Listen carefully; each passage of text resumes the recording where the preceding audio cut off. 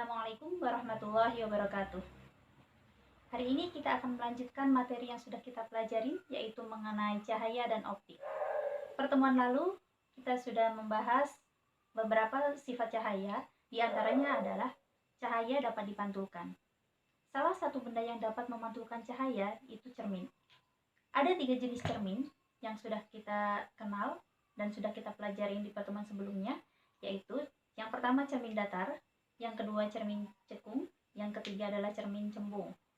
Nah, pekan lalu teman-teman sudah melakukan percobaan sendiri di rumah dengan menggunakan ketiga cermin ini dan melihat bayangan yang terbentuk dengan menggunakan 3 cermin ini seperti apa, dan sudah membuat kesimpulan masing-masing. Nah, hari ini Ustazah akan mencoba mempraktekkan ketiga cermin tersebut. Nanti kita lihat bayangannya yang terbentuk seperti apa, dan nanti kalian cocokkan sendiri dengan kesimpulan yang sudah kalian buat. Nah, yang pertama, kita akan mencoba dengan menggunakan cermin datar. Cermin datar adalah cermin yang biasa kita gunakan untuk bercermin. Nah, misalnya ini ya. Oke, cermin datar. Tulis dulu di sini.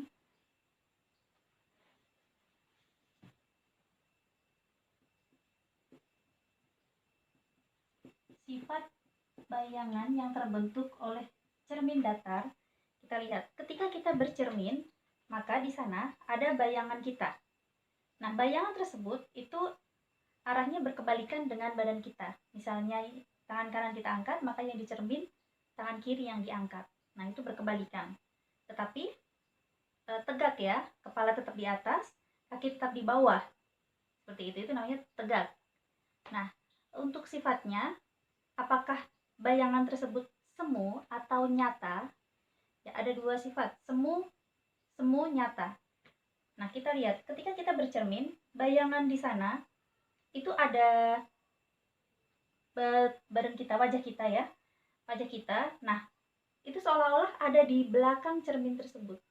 Bayangan kita seolah-olah ada di belakang cermin ini. Tetapi ketika kita tengok di belakang cermin, itu nggak ada bayangannya. Nah, itu artinya bayangan yang terbentuk bersifat maya, seolah-olah ada di belakang cermin, tetapi ketika kita tengok itu tidak ada. Itu namanya maya. Kita tulis ya, sifat yang terbentuk oleh cermin datar, maya. Nah, tadi kepala tetap di atas, kaki tetap di bawah, itu namanya tegak.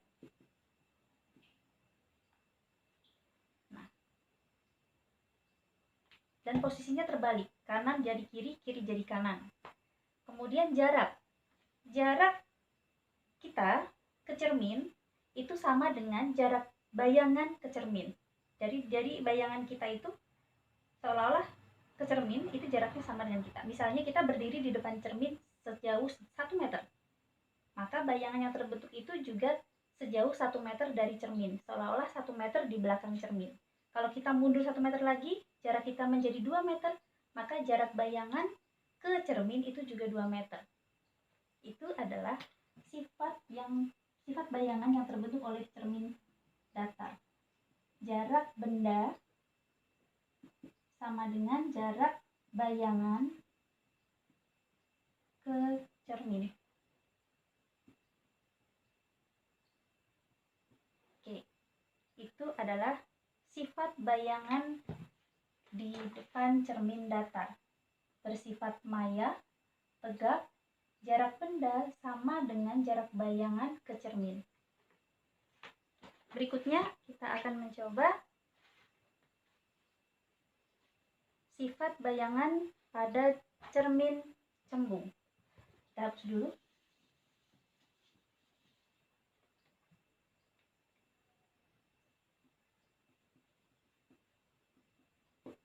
Ya, sifat bayangan yang terbentuk oleh cermin cembung, maaf. Oke, cermin cembung. Ya, kita bisa menggunakan dengan sendok. Ada 2 sisi sendok. Di sini yang di depan atau di atas, ini namanya cermin cekung. Ya, cekung. Kalau yang di sini ini cermin cembung. Jadi kalau kita gambarkan, misalnya seperti ini. Nah, ini cermin cembung. Kalau ada garis-garis, ini namanya, nih ditandai dengan garis-garis, itu artinya bagian belakang. Kalau di sini bagian depan. Jadi kalau kita bercermin dengan menggunakan cermin cembung, ada di sini, di depan cermin cembung. Nah, coba kita praktekkan. Berarti di sini ya, kita gunakan di sini. Oke, ketika kita menggunakan cermin cembung, nah, benda yang terbentuk di sini, kita lihat agak dekatkan lagi ya. Ini sudah menggunakan jarum yang agak kecil karena cerminnya kecil. Kita letakkan di sini, di depan cermin cembung, mudah-mudahan kelihatan ya. Sini. Nah, bayangan yang terbentuk itu bersifat apa nih? Seolah-olah jarum pentulnya itu bayangannya ada di belakang cermin ya. Seolah-olah ada di belakang cermin. Bendanya didekatkan, kita jauhkan, semakin jauh bayangannya di sini yang ada di sendok ini semakin kecil.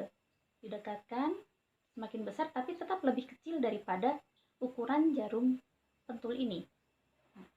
Lebih kecil. Nah, terus berarti karena bayangannya itu seolah-olah ada di belakang cermin cembung, maka bayangannya bersifat maya. Bersifat maya. Tegak atau terbalik ini di cermin? Ya, tegak. Kepala pentulnya tetap di atas ketika di sendok ini. Tetap di atas. Nah, jadi sifat bayangan dari cermin cembung adalah bersifat maya.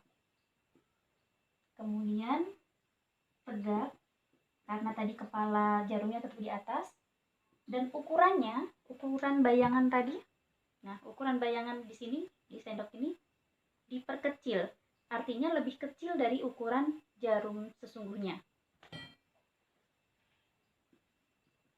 Diperkecil.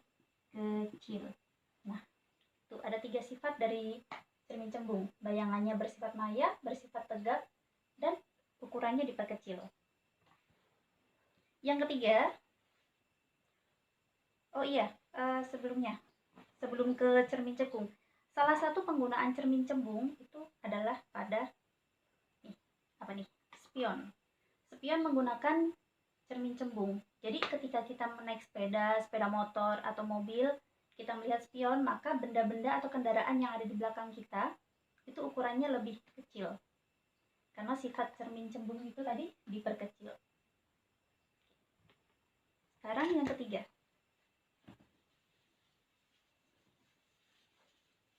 Sifat bayangan yang terbentuk oleh cermin cekung. Kita gambarkan dulu cermin cekung. Kita gunakan sendok, maka bagian yang depan ini cekung. Ini garis-garis menunjukkan belakang cermin. Yang di sini menunjukkan bagian depan cermin. Jadi kalau kita bercermin dengan menggunakan cermin cekung, ada di sini. Ada di depan cermin. Nah, kita gunakan jarum lagi. Nah, ini sendoknya dilap dulu. Oke, coba lebih dekat. Ada cermin cekung itu berbeda dengan cermin cembung. Ada beberapa alternatif bayangan yang akan terbentuk. Kita lihat. Yang pertama, ini jarumnya di atas ya, yang kepala pentulnya ada di atas. Ketika kita dekatkan sangat dekat dengan sendok. Nah, sangat dekat dengan sendok. Mudah-mudahan kelihatan ini. Sangat dekat dengan sendok. Nih, maka kita lihat bagaimana ukuran kepala pentulnya. Ukuran kepala pentulnya itu lebih besar daripada ukuran pentul jarum. Jadi bayangannya diperbesar karena di bayangan tersebut lebih besar. Kemudian bersifat maya atau nyata, kita lihat ketika sangat dekat ini, nah ketika sangat dekat, maka bayangannya itu seolah-olah ada di belakang cermin cekung. Seolah-olah berada di belakangnya. Padahal di belakang nggak ada bayangan, nggak ada jarum. Gitu. Jadi bersifat maya. Kemudian kepala pentulnya bayangannya ada di atas, sama seperti ketika saya pegang, ketika Ustazah pegang nih. Nah, tegak ya, tegak. Kepala jarumnya tetap di atas. Jadi, bayangan yang terbentuk pada cermin cekung yang pertama adalah bersifat maya, karena tadi bayangannya ada di belakang cermin. Dan yang kedua, ketika didekatkan tadi, kepala pentulnya tetap berada di atas, berarti tegak. Yang ketiga,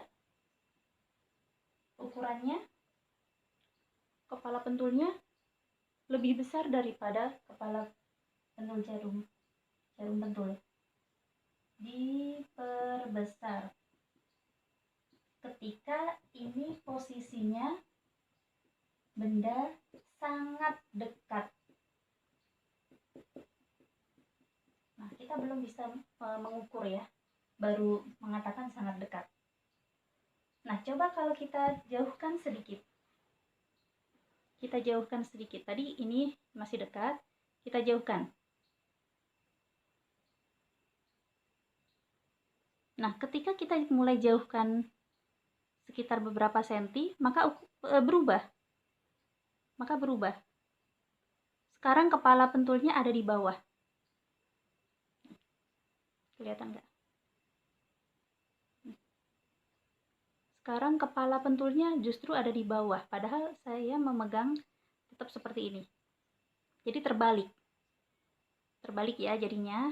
Terbalik, kemudian kepala pentulnya lebih besar, maka diperbesar, ukurannya diperbesar. Dan satu lagi, maya atau nyata.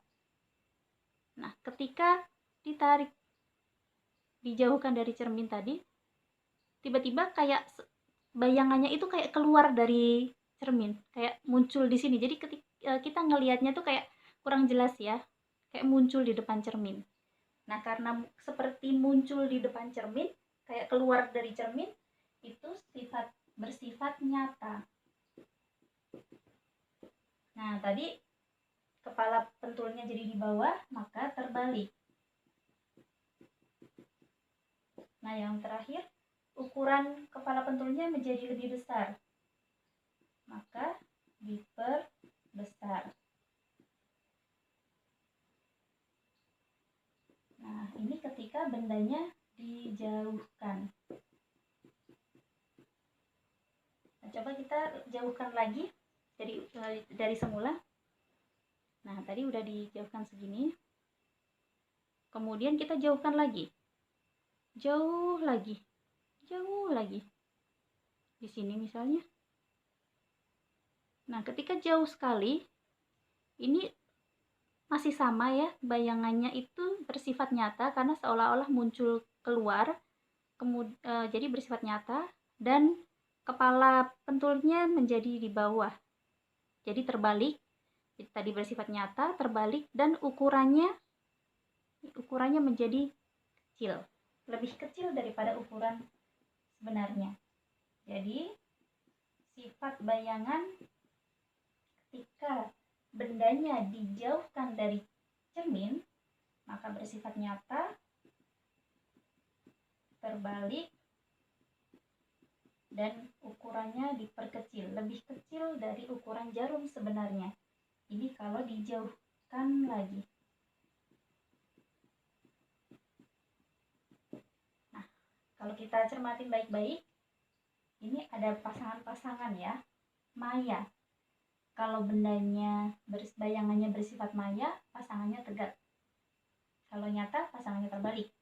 Nyata, terbalik. Itu untuk mempermudah menghafalkan saja. Ya, seperti itu sifat bayangan yang terbentuk oleh ketiga cermin. Semoga teman-teman memahami, dan silakan dicek dengan hasil kesimpulan yang sudah kalian buat pekan lalu.